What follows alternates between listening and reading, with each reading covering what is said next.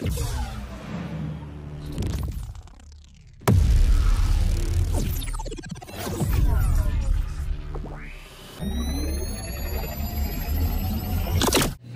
mga kabady, welcome to my channel Tricks Buddy PH here.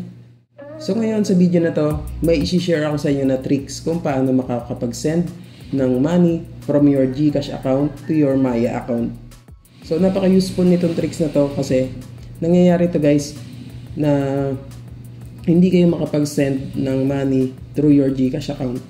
And kailangan nyo ng ibang way kung paano makakapag-send, lalo na kung emergency guys. So ito yung tuturo ko sa inyo ngayon. Okay, so isang tricks to and very useful. Okay. So nangyari kasi sa akin guys is hindi ako makapag-send ng money from my GCash account. Na-duplicate yung account ko kasi nag-send ako twice, same transaction, same amount. So ang nangyari, dinecline ni GCash yung transaction ko kasi nga na-duplicate. So ang ginawa ko, sinend ko yung pera ko from GCash account to my Maya account. Tapos, doon ako nag-send from Maya naman to Home Credit. Okay, so nagbayad kasi ako ng bill sa Home Credit. Okay, so ngayon, yun yung ituturo ko sa inyo.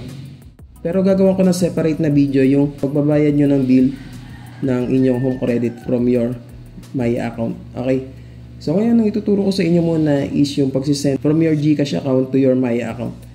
Pero bago ang lahat, kung hindi ka pa nakasubscribe, mag-subscribe ka muna dito sa ating channel, Tricks Buddy PH. At huwag kalimutang i-click yung notification bell para lagi kang updated once na may bago akong upload na video gaya nito. At huwag din kalimutan mag-like at i-share yung video natin para mas marami pa tayong matulungan. Okay, so ngayon is magpo-proceed na tayo doon sa tricks na ituturo ko sa inyo. So hanapin lang natin yung GCash application natin sa ating mga cellphone. Okay. Okay, so once na nandito na tayo sa GCash account natin, sa dashboard natin. Okay. So, ang hanapin lang natin is yung transfer. So, as you can see, ang balance natin is 100.71. Okay, so titingnan natin kung mababawasan yan mamaya guys. Okay, so ang gagawin natin is punta tayo dito sa transfer. Tapos, i-click lang natin itong view all. Ito guys. Click lang natin itong view all. Tapos, punta tayo dito sa search engine or sa search bar. Tapos, hanapin natin dito is Maya. Pag na-type na natin dito yung Maya, ito yung lalabas. May dalawang option na lalabas dito. So, ang i-click lang natin dito is yung may Maya wallet. Pag na-click nyo na yan, ito yung lalabas.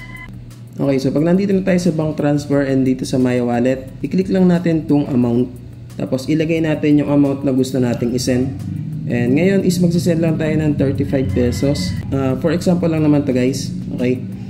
Tapos, may charge siya na 15 pesos. So, mamaya ipapakita ko sa inyo. Okay, so magiging total niyan is 50 pesos. Okay, so pag nailagay na natin yung amount na gusto nating isend, lipat ngayon tayo dito sa account name.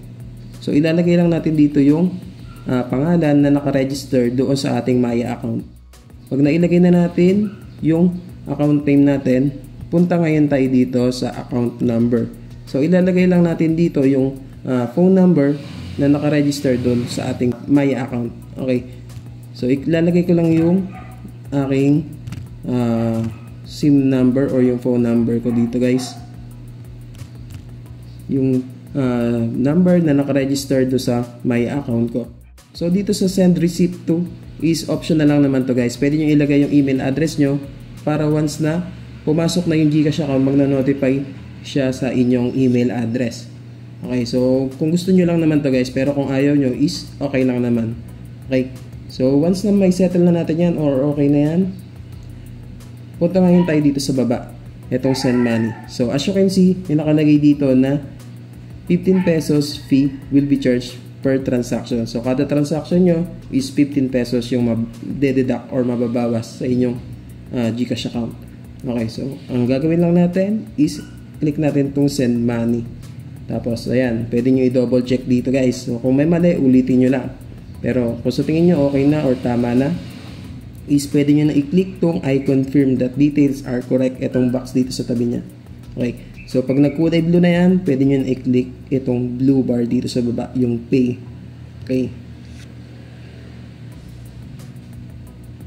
So, hintayin nyo lang and maghihingi siya ng authentication code. So, pag nailagay na natin yung authentication code, pwede na natin i-click yung submit. So, ito yung lalabas guys. Ito na yung pinaka-resibo nyo. Okay?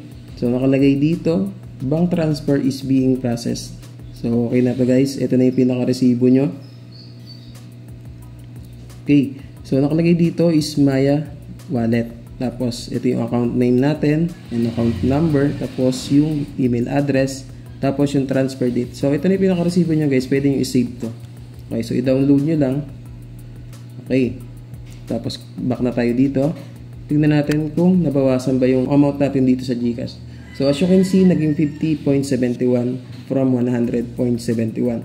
Tingnan natin dito sa Maya account natin kung may pumasok ba.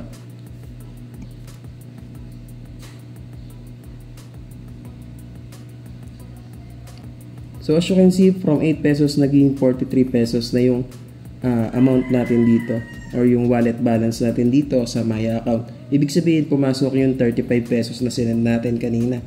Okay. So ganun lang kasimple guys. Okay. So kung natulungan kayo ng video na to, huwag kalimutang mag-like and share yung video at huwag din kalimutang mag-subscribe sa ating channel at i-click yung notification bell.